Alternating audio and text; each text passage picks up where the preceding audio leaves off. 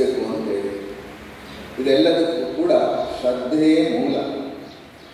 ಆದೌ ಶ್ರದ್ಧಾ ತತಃ ಸಾಧು ಸಂಘ ಭಜನ ಕ್ರಿಯಾ ಸಂಶಯ ನಿವೃತ್ತಿ ನಿಷ್ಠಾ ಭಕ್ತಿ ಭಾವ ಪ್ರೇಮ ಭಕ್ತಿ. ಇದೆಲ್ಲದಕ್ಕೂ ಕೂಡ ಶ್ರದ್ಧೆ ಬಹಳ ಮುಖ್ಯವಾದಂಥದ್ದು. ಭಗವಂತನಲ್ಲಿ ಶ್ರದ್ಧೆ, ಶಾಸ್ತ್ರವಾಕ್ಯಗಳಲ್ಲಿ ಶ್ರದ್ಧೆ, ಗುರುವಾಕ್ಯದಲ್ಲಿ ಶ್ರದ್ಧೆ. ಇದರ ಜೊತೆಗೆ ಸ್ವಾಮಿ ವಿವೇಕಾನಂದರು ಹೇಳಿದಂತಹ ತನ್ನಲ್ಲಿ ತನಗೆ ಶ್ರದ್ಧೆ, ಇದು ನಮಗೆ ಮುಖ್ಯವಾಗಿ ಬೇಕಿರುವಂತಹದ್ದು. ಶ್ರೀರಾಮಕೃಷ್ಣರು ವಚನವೇದದಲ್ಲಿ, ಶ್ರೀರಾಮಕೃಷ್ಣ ವಚನವೇದದಲ್ಲಿ ಪುನಃ ಪುನಃ ಈ ಸಾಧು ಸಂಘ ಅಥವಾ ಪ್ರಾರ್ಥನೆ ಮತ್ತು ಸಾಧು ಸಂಘದ ಬಗ್ಗೆ ಹೇಳ್ತಾ ಇರ್ತಾರೆ. ಈ ಒಂದು ಅವಕಾಶ ನಮಗೆ ಇಲ್ಲಿ ಸಿಕ್ಕಿದೆ. ಈ ಒಂದು ಅರ್ಧ ರಾಮಕೃಷ್ಣ ವಿವೇಕಾನಂದ ಭಾವ ಪ್ರಚಾರ ಪರಿಷತ್ತಿನ ಅರ್ಧವಾರ್ಷಿಕದ ಸಂಬಂಧವಾಗಿ, ಜೊತೆಗೆ ನಮ್ಮ ರಾಮಕೃಷ್ಣ ಗೀತಾಶ್ರಮದ ದಶಮಾನೋತ್ಸವದ ಅಂಗವಾಗಿ ಏರ್ಪಡಿಸುತ್ತಿರುವಂತಹ ಈ ಒಂದು ಸತ್ಸಂಗದಲ್ಲಿ ನಾವುಗಳೆಲ್ಲರೂ ಕೂಡ ಭಾಗಿಯಾಗಿ ಈ ವಿಚಾರಗಳನ್ನು ಹೇಗೆ ನಾವು ಭಗವಂತನ ಕಡೆ ನಮ್ಮ ಮನಸ್ಸನ್ನು ತಿರುಗಿಸಬೇಕು, ಇದನ್ನು ತಿಳಿದುಕೊಳ್ಳುವುದಕ್ಕೆ ಸತ್ಸಂಗದ ಮೂಲ ಉದ್ದೇಶ ಭಗವಂತನ ಕಡೆ ನಾವು ಪ್ರೇರಿತರಾಗಿ ಮುನ್ನಡೆಯುವಂತಹದ್ದು.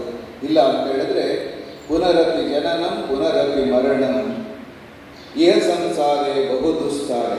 ಈ ಸಂಸಾರ ಚಕ್ರದಲ್ಲಿ ಬಂದು ಹೋಗುವಂಥ ನಿರಂತರ ಪ್ರಕ್ರಿಯೆಯಲ್ಲಿ ನಾವು ಇರ್ತೇವೆ.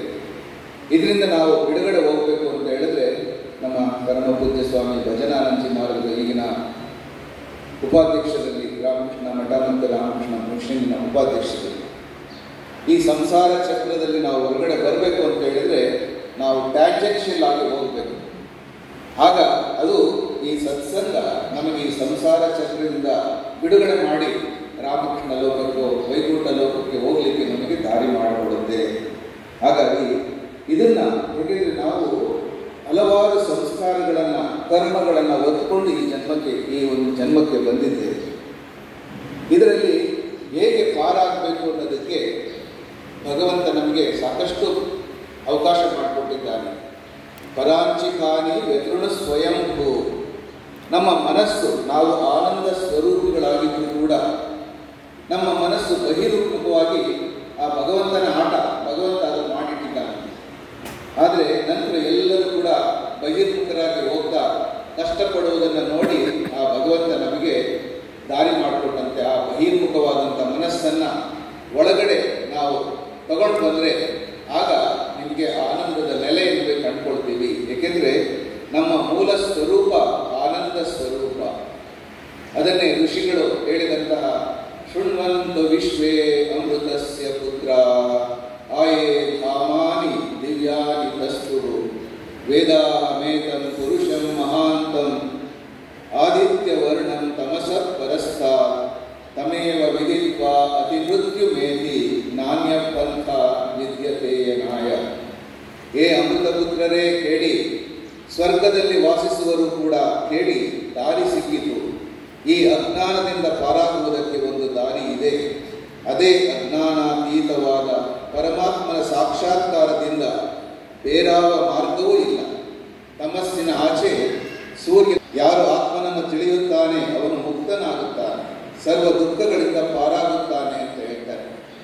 ಹಾಗಾಗಿ ನಮ್ಮ ಜೀವನ ಭಗವತ್ ಸಾಕ್ಷಾತ್ಕಾರಕ್ಕೋಸ್ಕರ ಪ್ರಯತ್ನ ಮಾಡಬೇಕು ಅಂತೇಳಿ ಶ್ರೀರಾಮಕೃಷ್ಣರು ಪದೇ ಪದೇ ನಮಗೆ ಹೇಳಿಕೊಟ್ಟಿದ್ದಾರೆ. ಯಾರ ಮನಸ್ಸು ಅಂತ ಕನಕದಾಸ ನಾನು ಎಂಬ ಅಹಂಕಾರ ಹೋದರೆ ನಾವು ಭಗವಂತನ ಹತ್ರ ಹೋಗ್ತೀವಿ ಅಂತ. ಹಾಗಾಗಿ ನಮ್ಮ ಜೀವನದಲ್ಲಿ ನಾವು ನಮ್ಮ ಅಹಂಕಾರವನ್ನು ಹೇಗೆ ಪರಿವರ್ತನೆ ಮಾಡಿಕೊಳ್ಬೇಕು ಅನ್ನೋದ್ರ ಕಡೆ ನಾವು ಗಮನ ಕೊಡಬೇಕು. ಅದನ್ನೇ ಸ್ವಾಮಿ ವಿವೇಕಾನಂದರು ಹೇಳ್ತಾ ಇದ್ರು, ಅನ್ಸೆಲ್ಫಿಶ್ನೆಸ್ ಈಸ್ ಗಾಡ್. ನಿಸ್ವಾರ್ಥವೇ ದೇವರು, ನಿಸ್ವಾರ್ಥವೇ ಧರ್ಮದ ಪರೀಕ್ಷೆ. ಯಾರಲ್ಲಿ ಈ ನಿಸ್ವಾರ್ಥ ಹೆಚ್ಚು ಇದೆಯೋ ಅವನು ಹೆಚ್ಚು ಧಾರ್ಮಿಕ, ಅವನು ಶಿವನ ಸಮೀಪದಲ್ಲಿರುವನು. ಅವನು ಪಂಡಿತನಾಗಲಿ ಪಾಮರನಾಗಲಿ, ಆತನಿಗೆ ಗೊತ್ತಿರಲಿ ಗೊತ್ತಿಲ್ಲದೆ ಇರಲಿ, ಅವನು ಇತರರಿಗಿಂತ ಹೆಚ್ಚು ದೇವರ ಸಮೀಪದಲ್ಲಿ ಇರುವವನು. ಅವನು ಸ್ವಾರ್ಥಿಯಾಗಿದ್ದರೆ ಎಲ್ಲ ದೇವಸ್ಥಾನಗಳನ್ನು ಸಂದರ್ಶಿಸಿದ್ದರೂ, ಎಲ್ಲ ತೀರ್ಥಯಾತ್ರೆಗಳನ್ನು ಮಾಡಿದ್ದರೂ, ಮೈ ಮೇಲೆ ಚಿರತೆಯಂತೆ ಬರೆಗಳನ್ನು ಎಳೆದುಕೊಂಡಿದ್ದರೂ ಶಿವ ತ್ಯಾಗ